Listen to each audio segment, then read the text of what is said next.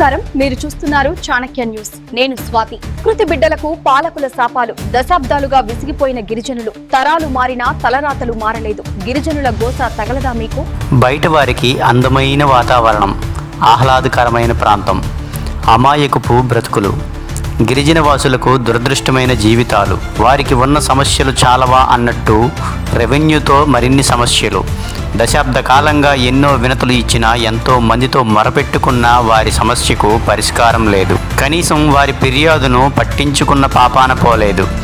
తరతరాలుగా వారి కష్టం అందని ద్రాక్ష.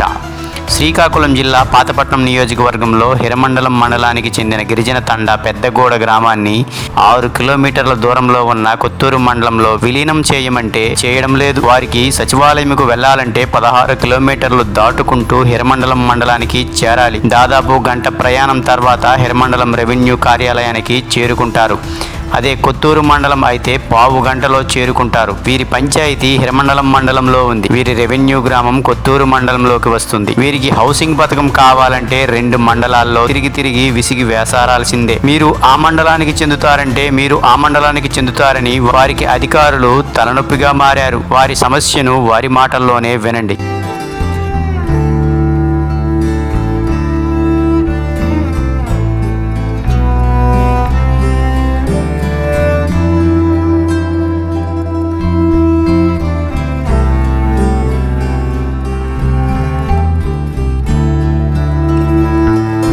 నమస్తే, welcome to Chanakya news.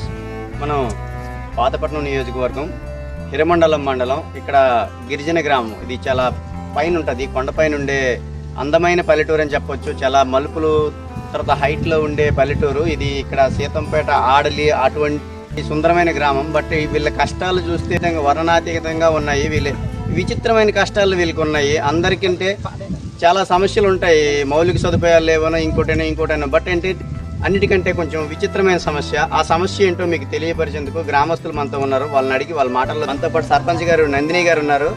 Nandini గారు మనతో వాళ్ళ సమస్య అయితే ప్రజలందరి తరపున ఆవిడైతే మనకి సమస్య అయితే ఫస్ట్ వివరిస్తారు. మేడం గారు, ఇప్పుడైతే మీకైతే సమస్య నాకు గ్రామస్తులు నా దృష్టికి తీసుకొచ్చారు.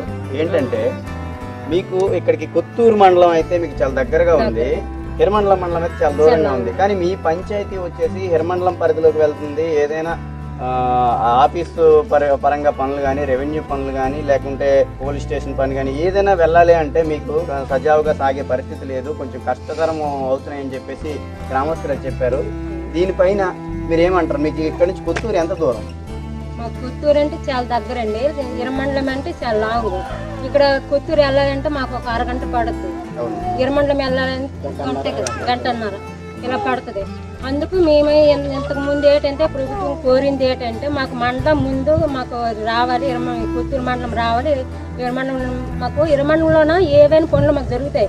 కానీ మాకు దగ్గరగా ఉండేది మాకు కొత్తూరు మండలం కాబట్టి మాకు కొత్తూరు మండలం రావాలనేసి దరఖాస్తు చాలా పెట్టాము. అది ఇంతవరకు ప్రభుత్వం నుండి ఇంతవరకు ఏ సహాయం అనేది ఇవ్వలేదు మాకు. ఇంకా అది రావాలని కోరుతున్నాం. నెక్స్ట్ సచివాలయం అనేది చాలా లాంగ్ అండి. ఇక్కడ నుండి మాకు మరుగుడు వెళ్ళాలంటే 16 కిలోమీటర్లు, 18 కిలోమీటర్లు. ఇక్కడ మాకు గుట్టుపల్లి నుండి 4 కిలోమీటర్లు. గుట్టుపల్లి మాకు కావాలని కోరుకున్నాము. ఇంతవరకు వీళ్ళకి దగ్గర ఉండేది 4 కిలోమీటర్ల దగ్గర ఉండే సచివాలయం కాకుండా 18 కిలోమీటర్ల దూరంలో ఉండే సచివాలయం పరిధిలోకి ఈ గ్రామం, ఈ పంచాయతీ వెళ్తుంది. అంటే అర్థం చేసుకోవచ్చు, 18 కిలోమీటర్లు అంటే మ్యాక్సిమం మండల హెడ్ క్వార్టర్కి వెళ్ళేంత దూరం. సచివాలయం అనేది మనకి అనువుగా ఉండాలి. ఏమైనా బర్త్ సర్టిఫికేట్లు కానీ, క్యాస్ట్ సర్టిఫికేట్లు కానీ, రెవెన్యూ రికార్డులు కానీ, లేక పనులన్నీ కూడా సచివాలయంలో నేడు జరుగుతున్న పరిస్థితి. అటువంటి తరుణంలో వీళ్ళకి ఏంటంటే ఆ పనులు ఏవి జరగాలన్నా 18 కిలోమీటర్లు ఇక్కడ నుంచి దాదాపుగా మండల హెడ్ క్వార్టర్కి, ప్రతి మారుమూల గ్రామం నుంచి మండల హెడ్ క్వార్టర్కి వెళ్ళేంత దూరంగా ఉంది. మరి రెవెన్యూ గ్రామం అయితే వీళ్ళకి రెవెన్యూ మండలం అయితే చెప్పక్కర్లేదు. రెవెన్యూ మండలం దాదాపుగా ఇక్కడికి మనకి 25 కిలోమీటర్ల దూరం వెళ్తే గానీ వీళ్ళు మండల హెడ్ క్వార్టర్కి చేరుకోలేదు. ఇయర్లీ చాలా దగ్గరలో ఇక్కడ నుంచి చూస్తే కనిపిస్తుంది కొత్తూరు మండలం కాదని వీళ్ళకి హిరమండలంలో చేర్చడం వల్ల వీళ్ళు చాలా సమస్యలు అయితే వీళ్ళు ఎదుర్కొంటున్నారని చెప్తున్నారు. మరి ఈ సమస్యల పైన అధికారుల దృష్టికి ఇంతవరకు వీళ్ళు తీసుకెళ్లారా లేదా తెలుసుకుందాం. మీరు ఇంతవరకు ఏ అధికారులు కంప్లైంట్ ఇచ్చారు? మేము ఎమ్మెల్యే గారికి చెప్పాము, ఇక్కడ ఎంపీ గారికి చెప్పాము, కలెక్టర్ గారికి కూడా లెటర్ ఇచ్చాము, ఈఓ గారికి ఇచ్చాము, వాటికి కూడా వెళ్ళాము. చాలా దరఖాస్తులు అన్నీ పెట్టామండి. అవన్నీ మేము పెట్టినవన్నీ మాకు అక్కడ ఉన్నాయి. అంటే మీరు పీజీఆర్స్ లో పెట్టారా? అంటే పబ్లిక్ ఈవెంట్స్ లో పెట్టారా? పెట్టామండి, పెట్టారా? పెట్టాం, చాలా దగ్గరలో పెట్టాం, అన్ని దగ్గరలో పెట్టాం, కానీ ఇంతవరకు మాకు ఎటువంటి అటు నుంచి వచ్చే రెస్పాన్స్ అనేది రెస్పాన్స్ లేదు, చర్యలు తీసుకోలేదు. తీసుకోలేదు. సరే, ఐటీడీఏ దృష్టికి తీసుకెళ్ళినా ఐటీడీఏ ఎందుకంటే గిరిజన గ్రామం కాబట్టి తొందరగా స్పందించాలి, ఐటీడీఏ అధికారులు పీఓ గారు స్పందించాలి. కానీ దీనిపైన ఎందుకు చర్యలు తీసుకోలేదు, ఎందుకు జాప్యం చేస్తున్నారు అనే విషయం కూడా పీఓ గారిని కూడా ప్రశ్నించి ఎందుకు జాప్యం జరుగుతుందో కారణాలు తెలుసుకునే ప్రయత్నం చేస్తాను. అమ్మా, నువ్వేం చదువుతున్నావు అమ్మా? డిగ్రీ కంప్లీట్ అయింది. మరి ఇప్పుడు డిగ్రీ కంప్లీట్ అయిన వాళ్ళకి నిరుద్యోగ వృత్తి అని పథకాలు పెట్టారు కదా, మరి సచివాలయంకి వెళ్ళి అప్లై చేసుకోవాలి కదా. నిరుద్యోగ వృత్తి డిగ్రీ చేసే వాళ్ళు కానీ అప్లై చేసుకుంటే నిరుద్యోగ వృత్తి వస్తుంది. లేదంటే మీకు చదువు పరంగా క్యాస్ట్ ఇన్కమ్ సర్టిఫికేట్లు కానీ, లేదంటే మీకు లేకుంటే ఫ్యామిలీ మెంబర్ సర్టిఫికేట్లు ఇట్లాంటివన్నీ ఉంటాయి కదా.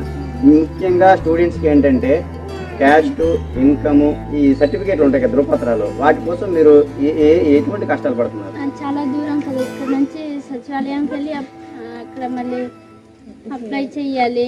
అంటే ఇప్పుడు దగ్గరలో మీకు గొట్టిపల్లి ఉంది కదా, ఆ గొట్టిపల్లి పంచాయతీ ఇస్తే మీకు సదుపాయం ఉంటుందా?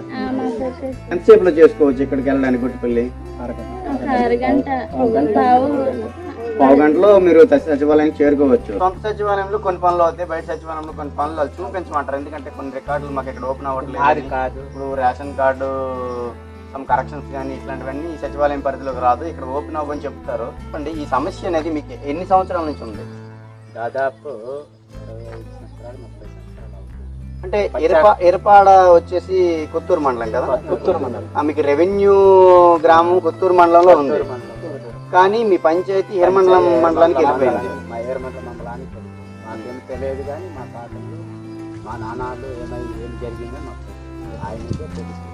కానీ మనము చిన్న చదువుకొని ఈ కష్టాలు అనిపిస్తుంది. నేను ఎన్నో ప్రయత్నం చేస్తున్నాను, ఏ ప్రభుత్వం వచ్చినా కూడా ఇదే పోరాటమే వెళ్తుంది. ఈ సమస్య అయితే గిరిజనుల సమస్య, దీన్ని ఆషామాషిగా తీసుకోకూడదు. ఎందుకంటే ఒక గ్రామం ఇంత ఇబ్బందులు పడడం అయితే అది సరికాదు. ఎవరు ఒకరిద్దరు ఇబ్బందులు పడుతున్నారంటే ఒక అర్థం ఉంది, కానీ ఒక గ్రామానికి గ్రామం, పంచాయతీకి పంచాయతీ ఇన్ని ఇబ్బందులు పడుతుంటే దీనికి ఇంత జాప్యం చేయడానికి గల కారణాలు ఏంటనేది మనమైతే అధికారులను నిక్కచ్చిగా ప్రశ్నించే ప్రయత్నం చేద్దాం.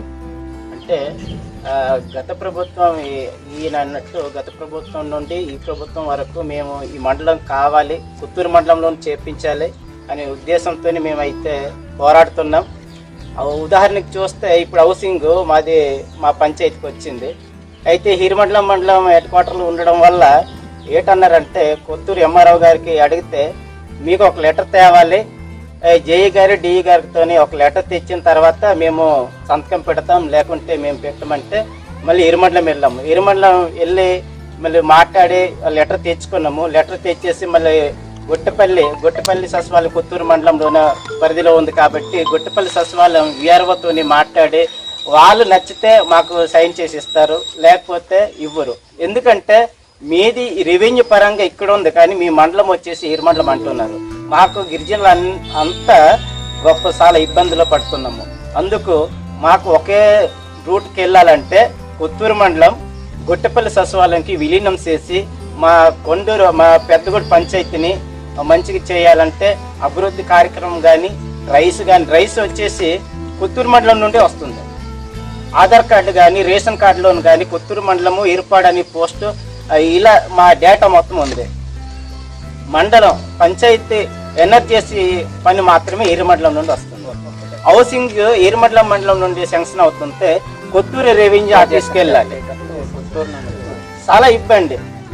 ఈ నరకం మా తరంతోనే ఆగిపోవాలి. మా పిల్లలకి ఈ కష్టాలన్నీ చూడకూడదు.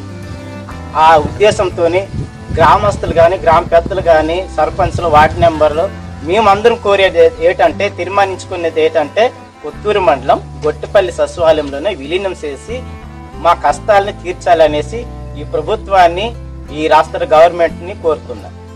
గతంలో మనకి ఐటీడీఏ అనేది శ్రీకాకుళం మండలం పరిధిలో సీతంపేటలో ఉండేది. ఇప్పుడు అది మన్యం జిల్లాకి వెళ్ళిపోయింది. ఐటీడీఏ కూడా వేర్పాటు అయిపోయింది, జిల్లా మారిపోయింది.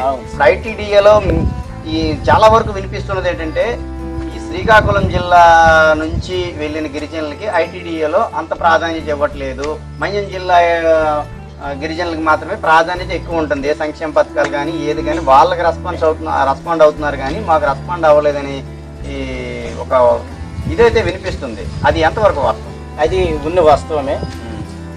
ఉదాహరణకి మేము ఉదాహరణ కాదు, వెళ్తే మాకు